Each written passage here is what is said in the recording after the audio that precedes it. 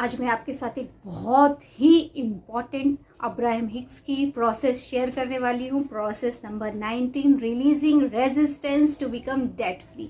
Yes my dear friend, actually debt को अगर सोचा जाए तो ही वो बर्डन क्रिएट करता है, डिस्करेजमेंट करता है। अगर उसके बारे में नहीं सोचा जाए तो हमारी मनी को लेके जो सोच है वो डिफरेंट होती है। और लॉ ऑफ अट्रैक्शन में यही सबसे इम्पोर्टेंट है कि हाउ यू फील, आप कैसा फील कर रहे हो। अगर आप मनी को लेके लैक लिमिटेशंस की फीलिंग क्रिएट करते हो, या डिस्करेजमेंट होता है, डिसअपॉइंटमेंट होता है, या हमेशा लगेगा कि ये बहुत बड़ा बर्डन है, तो वही यूनिवर्स में यही मैसेज जाता है कि यू नीड मोर बर्डन, या इनको भार पसंद है तो इनको और दिया जाए। और इसकी वजह से हमारा जो मनी को लेके डिटैचमेंट है वो क्रिएट नहीं हो पाता, या मनी को लेके हमारी जो रिलेशनशिप है वो अच्छी नहीं होती है, या हम उसको फ्री फ्लो में नहीं ले पाते हैं। और एवरीथिंग इज वाइब्रेशन। आप जो सोच रहे हो वो भी वाइब्रेशन क्रिएट कर रहा है, और वही आपकी रियलिटी क्रिएट करता है। तो माय डियर फ्रेंड, आज के वीडियो में मैं उसकी प्रोसेस बताने वाली हूँ जो अब्राहम हिक्स ने ये प्रोसेस बताई है। और जब आप मनी के बारे में अच्छा फील करना चाहो, या आप ऐसा महसूस करो कि नहीं किसी भी तरह से मुझे ये डेट को ख़त्म करना है, या उसके लिए कुछ एक्शन लेना चाहिए, तो माय डियर फ्रेंड मैं आपको यही सजेस्ट करूँगी कि हम ट्रेडिशनल वे में तो बहुत सारी कोशिश करते हैं कि हम इस कर्जे से निकल आए, बट क्या होता है ट्रेडिशनल वे में हमेशा सोच को बदलने पे ज़्यादा जोर नहीं दिया जाता है, एक्शन लिया जाए उस पर जोर दिया जाता है। और एक्शन भी किस तरह के लिए जाएं, जो कि आपको कहीं पैसे बचा के सेविंग करके और पहले इसको भरा जाए, इस तरह की जो ट्रेडिशनल वे है। पर ये क्या कहीं ना कहीं हमारे सोच को नहीं बदलते हैं, जिसकी वजह से मनी के लिए हमेशा एक डर बना रहता है, या उसके लिए हमें अच्छी फीलिंग नहीं आती है, हमेशा डिस्करेजमेंट की फीलिंग आती है, या लो वाइब्रेशन वाली फीलिंग आती है। तो मैं आज आपको ये सिंपल प्रोसेस के थ्रू ये बताना चाहती हूँ कि आप सोच को बदलो, मनी से आपके रिलेशनशिप सही होंगे, और उसकी वजह से आप जो डिस्करेजमेंट या डिसअपॉइंटमेंट की या लो वाइब्रेशन की फीलिंग है वो ख़त्म होगी। और जैसे ही हाई वाइब्रेशन की फीलिंग आएगी, आपके एनर्जी हाई रहेगी, आपका थिंकिंग मनी को लेके चेंज होगा, वैसे ही यूनिवर्स से मनी का फ्लो आपकी लाइफ में होने लगेगा अनएक्सपेक्टेड सोर्स के थ्रू।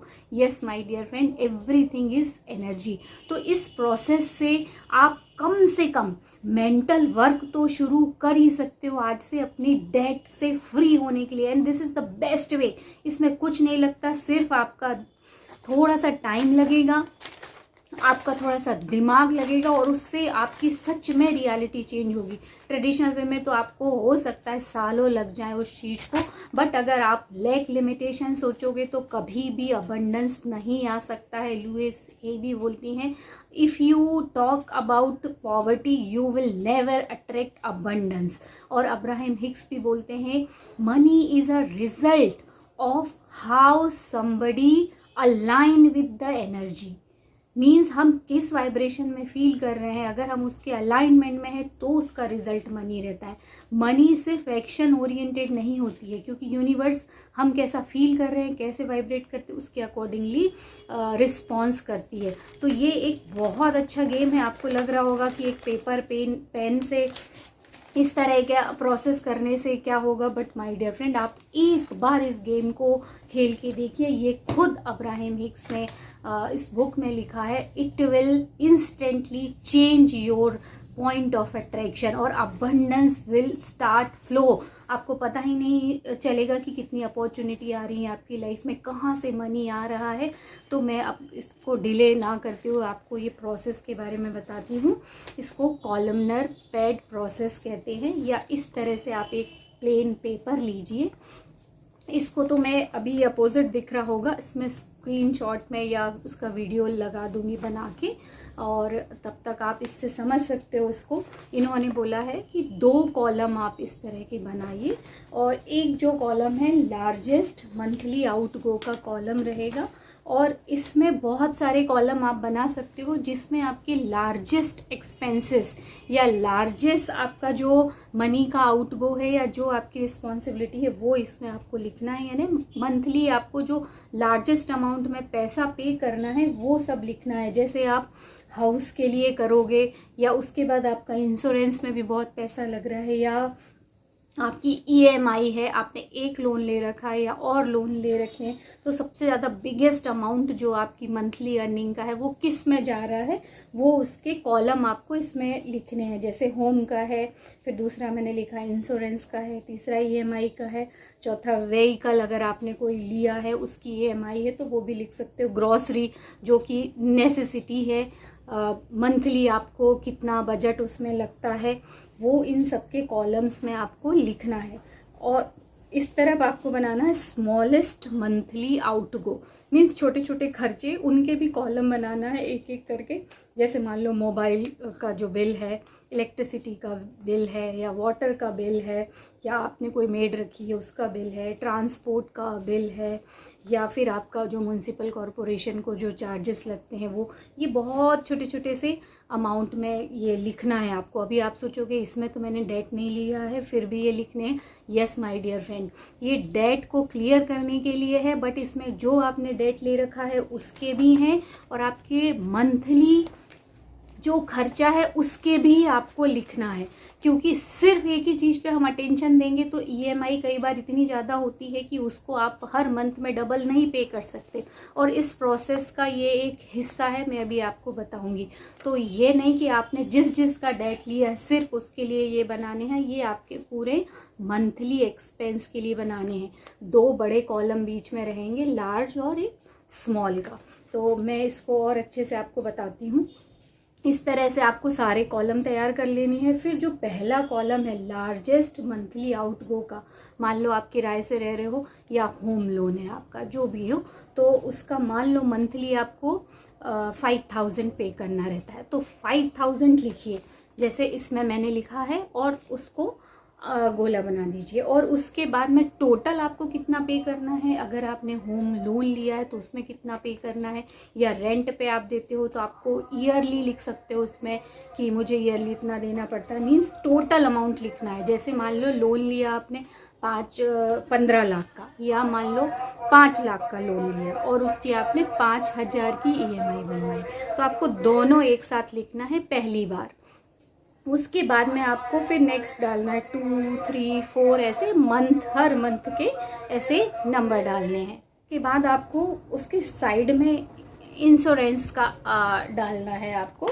तो इंश्योरेंस में मान लो आपका 2000 का है और टोटल अमाउंट कितना है 20000, ये 1 ईयर का है, 2 ईयर का है, जो भी आपको, मीन्स अब्राहम हिक्स ने ऐसा बोला है कि आपको मंथली जो पे करना है वो लिखना है और आपका पूरा टोटल अमाउंट कितना है वो लिखना है। ये सिर्फ पहली बार पहले कॉलम में ही लिखना है, ये देखिए इस तरह से। उसके बाद आप second month, third month, fourth month, और इसी तरह से आपको ये इधर भी लिखना है ग्रोसरी का जो है ये। फिर स्मॉलेस्ट वाले में भी यही लिखना है। जैसे मोबाइल का मंथली आपका 300 का है, मैक्सिमम आप कितना चाहते हो 1000 लिख सकते हो। वैसे ही आप इलेक्ट्रिसिटी का मान लो 2000 है, इसमें आप टोटल 1 ईयर का नहीं भी लिखोगे तो भी चलेगा। वाटर का बिल है 1000 है, मान लो आपने मेड रखी उसको 3000 है, या फिर आपका ट्रांसपोर्ट का 5000 है, या म्यूनसिपल कॉरपोरेशन के कुछ छोटे मोटे चार्जेस हैं क्लीनिंग वगैरह के तो वो 250 रुपीज़ है। इस तरह से आपको लिखना है और फिर आप प्रोसेस शुरू करना है पहले मंथ की।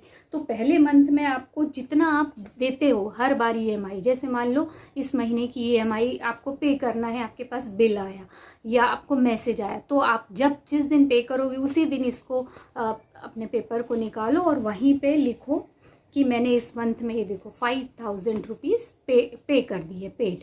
बस इतना ही करना है। ऐसे ही आपको सारे कॉलम में लिखना है, जिसका जितना अमाउंट उतना लिखिए और पेड कीजिए ऐसा लिखिए और थैंक यू बोलिए। तो ये सेकेंड मंथ का, थर्ड मंथ का, फोर्थ मंथ का, ऐसे ही हमको कंटिन्यू करना है। अब मोस्ट इम्पॉर्टेंट चीज़ है जो इस प्रोसेस में बहुत आपकी जो मेन चीज़ है, जो आपकी मनी के फ्लो को बढ़ाएगी या आपको कहीं ना कहीं ये फीलिंग क्रिएट कराएगी कि I have a more than enough to pay, मेरे पास बहुत ज़्यादा है। वो कहाँ से शुरू होगी? वो होगी ये स्मॉलेस्ट मंथली आउटगो के कॉलम से। मीन्स आपको क्या करना है, इस तरह का पेपर बनाना है और यहाँ सारा लिखना है, और उसके बाद में आपको क्या करना है, एक ये एफर्मेशन भी लिखनी है। इसकी तो फोटो मैं बहुत अच्छे से लगा दूंगी उसमें, पर मैं इसको पढ़ के आपको सुनाती हूँ हिंदी में। ये मेरा खुद से वादा है कि मेरे सारे फाइनेंशियल ऑब्लिगेशंस या दायित्व पूरी जिम्मेदारी से मैं निभाऊंगा या निभाऊंगी, और कभी कभी दोगुना भी दूंगा या दूंगी। ये अब्राहम हिक्स ने ये एफर्मेशंस जरूर बोली है लिखने। उसको मैं इसमें से भी आपको पढ़ के सुनाती हूँ कि it is my desire to keep my promise regarding all of these financial obligations, and in some cases I will even do twice as much as required। तो उसको मैंने हिंदी में भी आपको बता दिया है।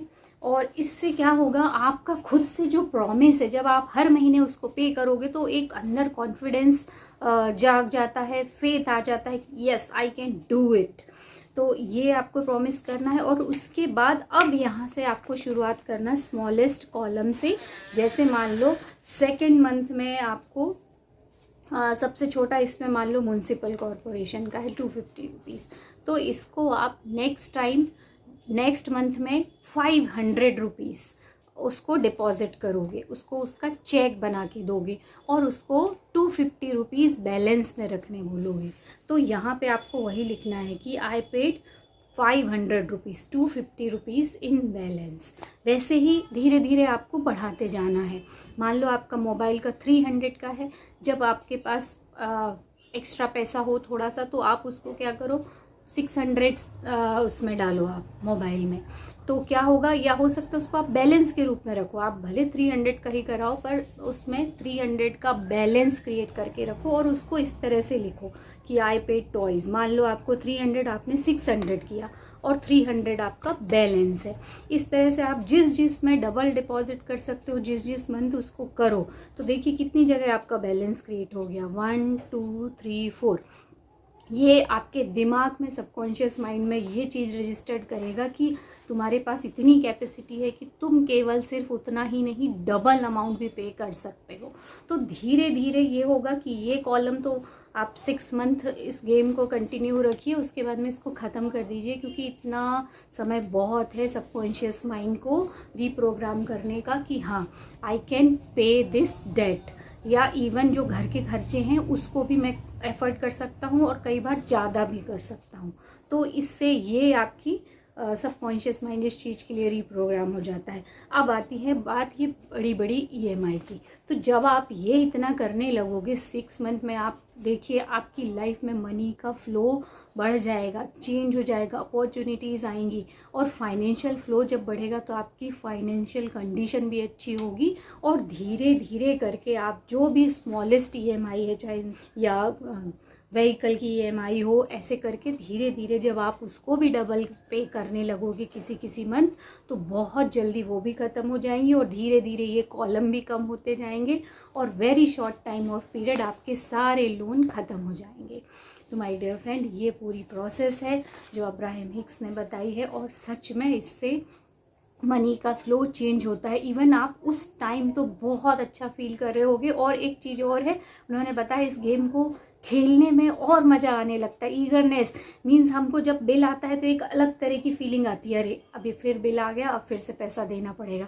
जबकि अगर आप इस गेम को खेल रहे हो तो आपको हर महीने एक अलग ही फन की फीलिंग आएगी कि चलो इस महीने बिल आया, उसको हम भरना है इस गेम में और सारे डिजिट भरने हैं। तो वो देखो ईगरनेस की फीलिंग आई, और यही फीलिंग तो वाइब्रेशन यूनिवर्स में जो डालती है वो डिफरेंट तरह के रिलीज़ करती है जो अबंडेंस के होते हैं।